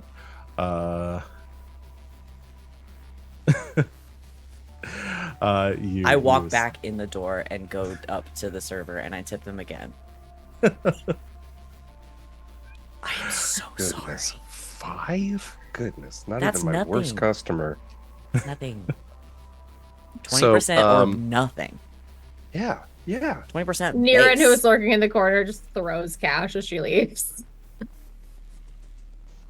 I do like the idea that everyone is here. When we get back man. to the ship, I was just going sorry, through more in my chaos head. energy, but I've got one more little bit. When we get back to the ship, you like the top part of Splat sort of extends out of your kilt. Well, it's like as soon as we get back into the hangar, right, and like extends out a high five for a job well done. Mm-hmm. And if you take the bait and give them a high five, they retract the rest of their body, so you are no longer wearing a kilt, and just like gives you the high five and walks off with you pantless in the middle of the hangar. Cheers. Our cargo. Wait, you weren't wearing anything under No, Splat? I'm kidding. Okay. No, I have just other standing there clothes and on. Shiro's just standing there in his underwear. Underwear and a vest. Which I imagine Shiro does that all the time as Nerin whistles at you. And She does understand the fundamental concepts. And Prince Justinian walks. Just doesn't realize that you're actually interested in her. Just thinks you're a flirt in general. Prince Justinian walks past. I think sees like your takeout bag from the restaurant. Your like to go bag from the restaurant. I brought everybody dessert. And says, "Oh, you went to the Tilted Kilt." I did. I brought dessert. Did you get any mozzarella sticks? Sure. Sure. Why not? Yes. And just reaches in, takes them, and then leaves. Okay. Don't want to share the shareables? I'll bring back. He what I is don't sharing. eat. He's sharing with us. Scorp, scorp, scorp. Little shits. And Go sit on the couch and watch a movie. Successful setup action. So I know we're running low on time, but I do want to decide for the next time your actual job here. So you're successful in your setup action, which means you know that the shipment is going to be coming to Ares Aegis, and you have at least enough time to get in position for this. Like you've set this up, you know when the delivery is coming through, it's going to be easy enough to intercept. So my question for y'all is, with the interception of the ship, what is the what's the method now for Is the space in between the manufacturing facilities and the information facilities busy? Like, is it highly patrolled? So yeah, they will be coming from a separate quadrant. So they'll be going through a hyperspace travel lane until they reach the Cyrock quadrant. Intercepting in hyperspace would be tricky to do, but once they reach the quadrant, they decelerate or they reach the hyperspace gate, and that place would probably be pretty well monitored, but there would definitely be some like dead space between their So we've got options. I mean, Is this there feels like is- transport to me. Okay, What is there in this universe? If you receive a distress signal, you have to investigate. Oh, Ayo. interesting. I think if the distress signal came from if it was on Ares. if it was on a quadrant like registered ship. Surely I would have gotten good enough information off of his data pad to do that as well, right? Well, I mean, Like, we have an false Ares. ship papers. Yeah, just we've have got them. false. That's what I'm that's saying. We've got right. false ship papers. Yeah, we don't have That's to why worry I for that. asked. That's why I Yeah. asked, my friends. Just It's because I'm thinking in alien terms now. I know that's not what we're basing this game on, but if we could set out a distress beacon and make them investigate our, oh my God, we're stranded. Can you help us? And then, steal oh it my while God, they're we're not just like a bunch looking. of hot people. It's so How weird. lethal are we thinking of being? Well, we could be very lethal, but I'm just, Well, no, because the more lethal we are, the more heat we're gonna generate. yeah. That's right. I Okay. also don't imagine there's that many people on the ship that's transporting like a data pad to this place. Like it's probably not like a giant ship, but it's just an idea I'm throwing out there. Yeah. Again, if we're going we're going broad strokes plan. So Mhm. fake distress signal, have them come to investigate. Use that opportunity to maybe To get swipe yourselves it. on the ship. So Yeah. it sounds like the key is deception. I like it. The That's what I'm thinking. method deception. is going to be using false Papers. creating a false signal, a distress signal, as a Yes. false Yeah. distress signal. Does everybody Okay. like this plan? I love that this plan. Came like up it. with I like it. using one of the things we chose for our ship. I got very excited when I I decided also to don't use know it if this is and over rope it planning, into but the alien. I kind of want to Universe. piggyback onto your idea. If we do a distress signal, like to just kind of keep it with the alien thing, they could come onto the ship. I could be the monster on the ship, keeping them distracted while you guys literally, because you're gonna have to physically get on their ship Yeah. to get the actual physical thing. Yeah. Our So I could plan just is Okay. LARP. them occupied plan with is horror while you LARPing. guys go invade their ship and get the shit. and then we Again, LARP. just- deception. Yeah, it's you're deception. faking a distress. Our plan is I love that. deception. And yeah, let's Yeah, we'll let's do cap it. that there. Let's go ahead and do our engagement roll. So I have a couple weeks to think about where things are going to Alien go. LARP. Great. We just This is made an awesome. alien LARP and scum and villainy. I'm so excited. This is my dream come true. I told you guys this is a good game. Let's Dan, do. Next time I come visit you, I'm bringing the Aliens extended edition that has an extra hour. Yes, of I haven't footage. watched. What? It's so good. I've only ever An watched extra how much? An It's hour. like an extra Extra hour. hour. It fleshes out the story, and we can talk about it after the stream. Yeah, But we'll yeah, talk about it on the stream. I'll tell you all about it. so is this Oh, I've heard. operation? So we start with one die for sheer luck. We're gonna do the engagement roll. One die for sheer luck. For Shiro luck. yeah, for sure, Shirola. Is this operation particularly bold or daring? Yes. Yes. We get additional die for that. Is that operation overly complex or contingent on many factors?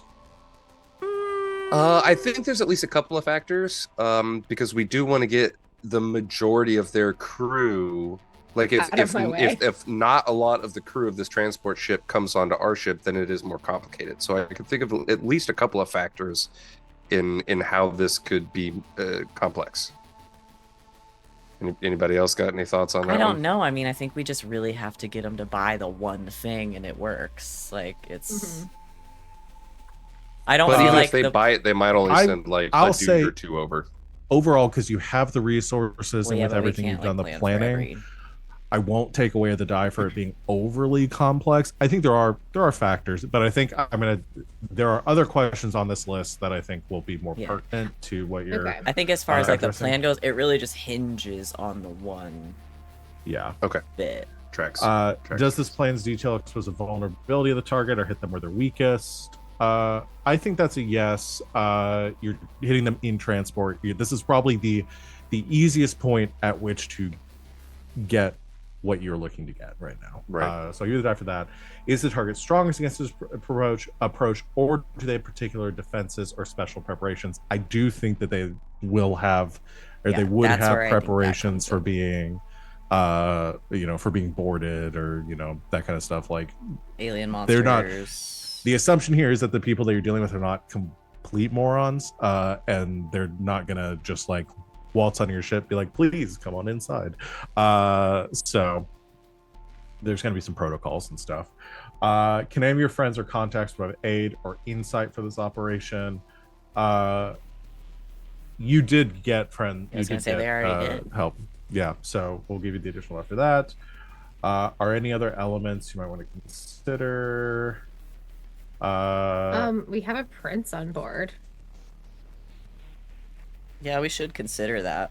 We should definitely consider that. If all else fails, be like, If you- are Wait a y'all- second. Wait a second. Wait a second. He said that he took acting classes, right? Yes, Like he did Gonna theater. Throw away a line from me. Yes, Does he did. want to be No, we're gonna remember it forever on now. the ship with me and help me with the horror thing? Uh, I mean, he definitely wants to do your makeup.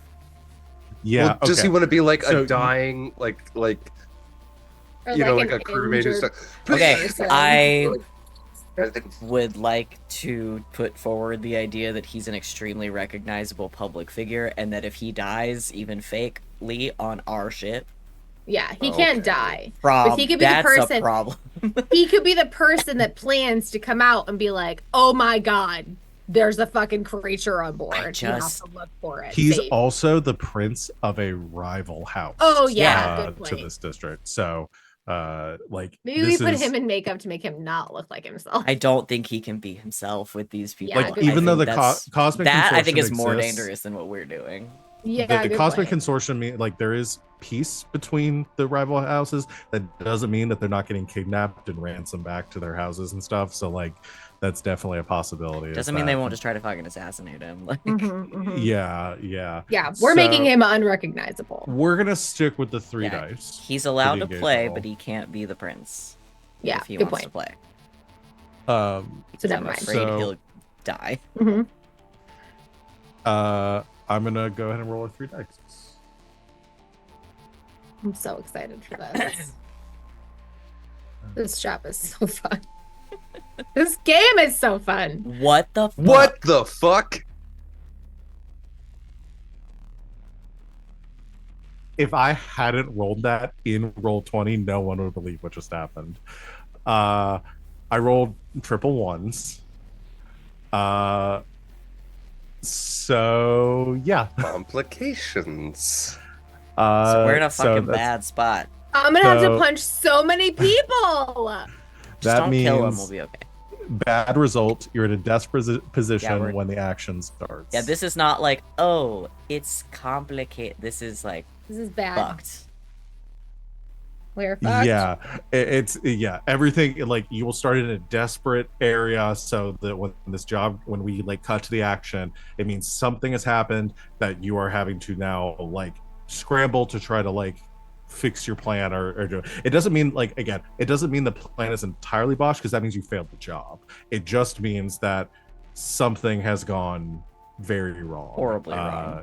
Yeah, but we'll find out what that something is And to be next time, and see what I'm gonna comes up. pull I out, can't like, believe 12 d6 and see if I can roll Can for it. somebody pull a screenshot of that, please? Because nobody's gonna fucking believe us.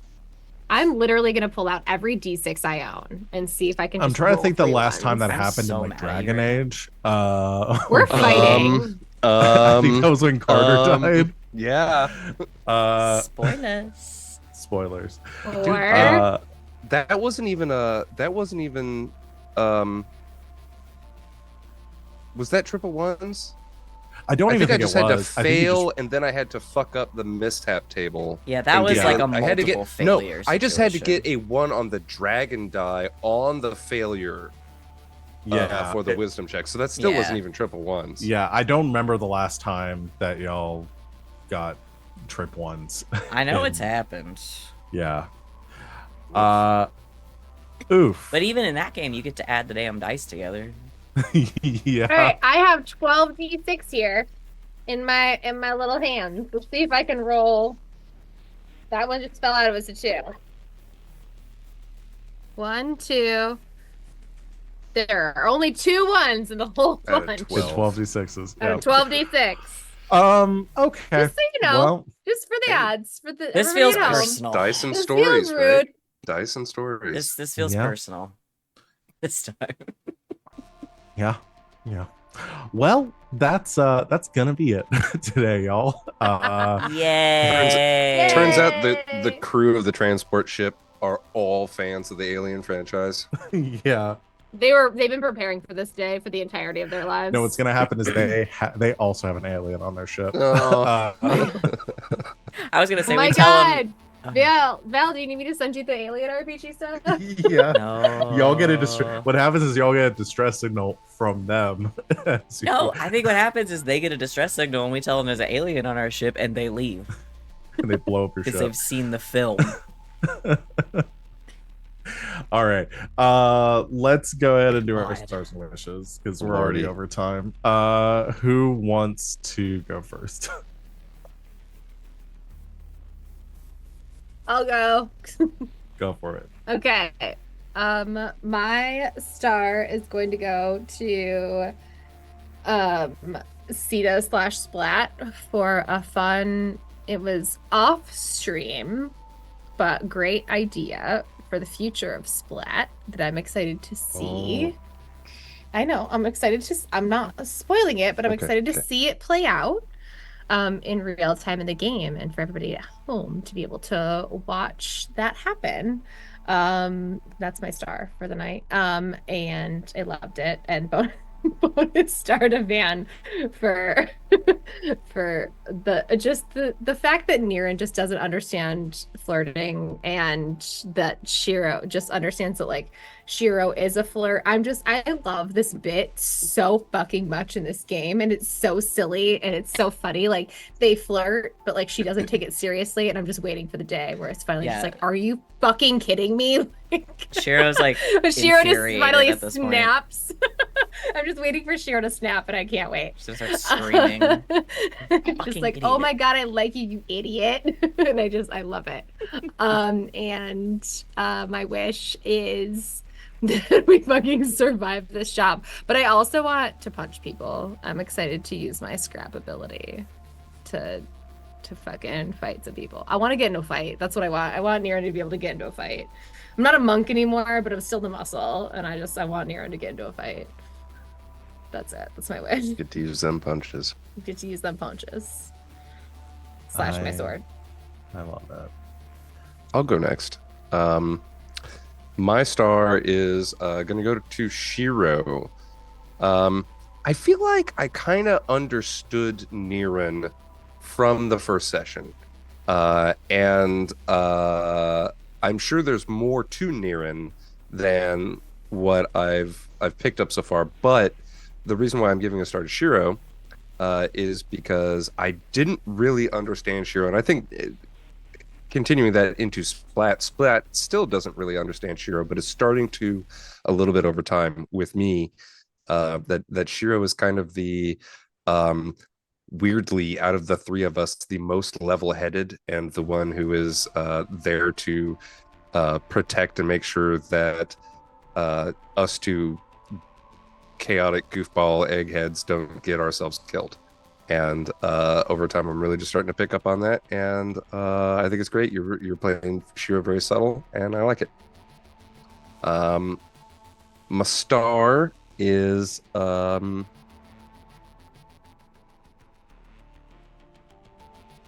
I know our family dynamic is really weird, but I really want Splat and the Prince to have this like sort of sibling, like younger, older, and it kind of shifts who's the younger sibling and who's the older sibling depending on the situation.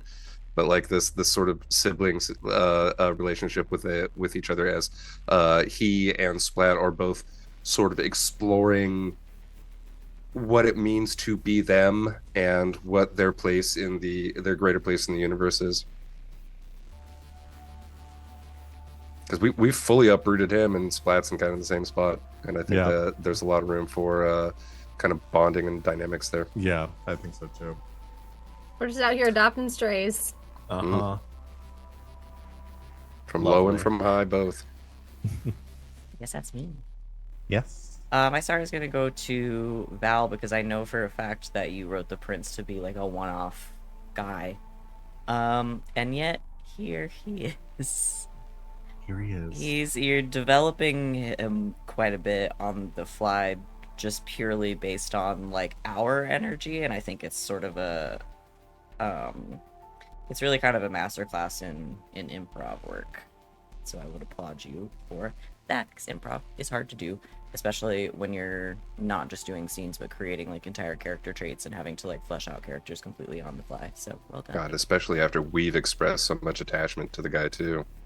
Because this is Yeah, at some point I didn't have a choice. this is the part of GMing You love him, and you can't that- get rid of him. Yeah, this is the part of GMing that I enjoy doing the most. Like that's like my thing that I love to do, and so seeing other people doing a thing we love really well is just like really nice and fun. Thank you. Yeah. I wish. Yeah, I want to fight some guys. That seems more and more likely with each passing fight. moment. Let's get a fight. Excellent. All right. Well, I'm just writing down ideas right now for what might happen. Thanks everyone for watching. Do we not do XPs on Oh shit. downtime? Yeah, no, we do XP. Yeah, let's crank through that real quick. Because I thank you for reminding me. PC advancement. Got that up. We didn't have any desperate actions today. Playbook specific XP triggers. We get XP for that. Charm and audacity. Yeah. Express your beliefs, drives, heritage, or background. Could I argue so for the mystic, it's not just using a tune or you like using the way, but also using wisdom.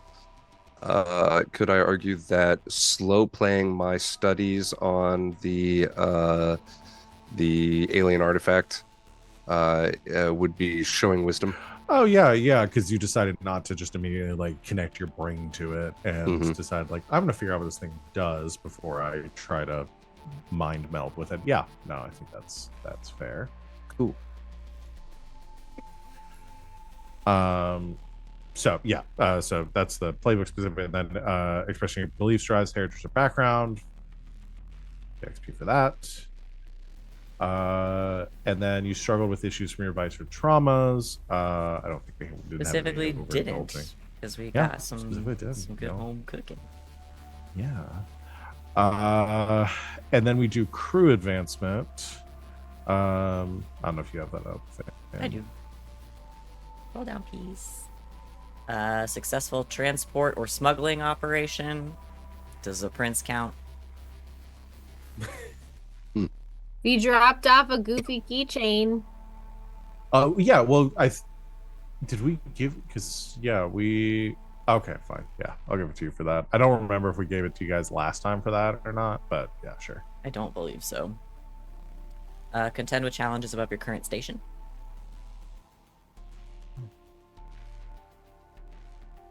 I think we did that today. I don't think so. I don't think so. Not yet. Yeah, we kind of set it up, but we haven't really done it yet. Yeah. Bolster your crew's reputation or develop a new one. From memory, our reputation is ambitious. We literally went to a friend of ours and we're like, we're going after Aries Ages. Can you hack this data pad? That's totally fair. Yeah, you can get XP for that. Express the goals, drives, inner conflict, or essential nature of the crew. I think definitely. Y'all did a lot of crazy shit that I think kind of defines your crew. Can we level up? Awesome. Oh, So shit. you'll get a crew advancement. Get a crew advancement. We'll chat about that. So you have the play by or the little brief synopsis here is an advance can be either a crew special ability, 2 ship upgrades, 1 ship quality, or 1 crew quality.